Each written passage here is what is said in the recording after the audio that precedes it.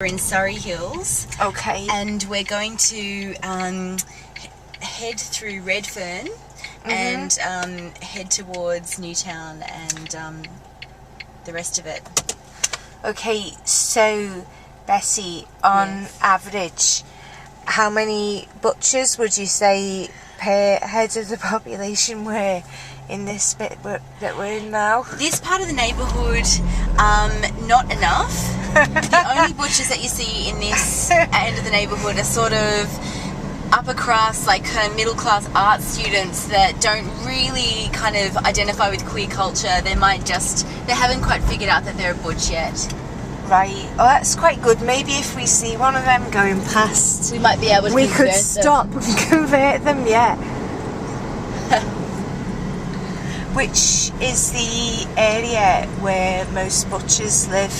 Oh, I would honestly say... can we go there now?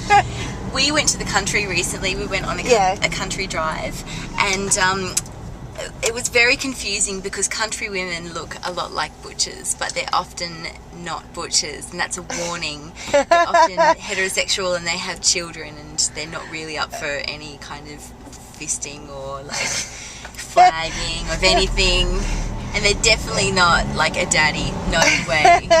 Did you actually find this out though from experience? Like, did you actually approach anyone? I had to physically stop myself from flirting with female masculinity, so it was more like an effort of self-control that led me to realise that I was on the wrong track. Yeah, actually, in Britain there are a lot of straight women who look extremely butch. Yeah. In fact, I'll turn the camera around onto me for a minute.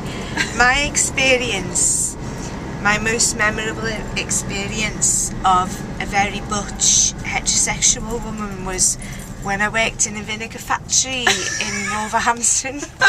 And every morning we had to turn up at 7 o'clock and we'd have to get into the back of this transit van, and we all had to sit on the floor and be driven out to the vinegar factory. Yes. And this woman who did that job, she looked like Bridget Nielsen, except she was more butch.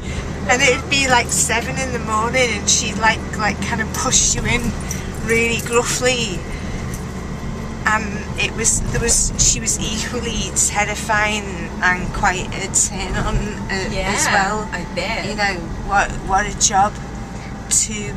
So yeah, be careful of anyone who tries to make you work in a vinegar factory, because actually I never did ask her what her sexuality was, which I should have done really. Maybe you're just assuming. Yeah, I was assuming, and also I wasn't at one with myself at that point yet. Yeah.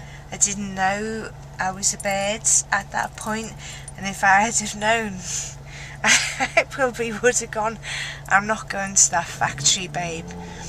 You need to leave me in the van with a mattress and you can drop the others off.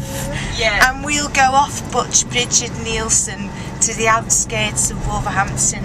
But anyway, that's on 3 minutes now. So I tell you what, I'm going to switch that off for this part.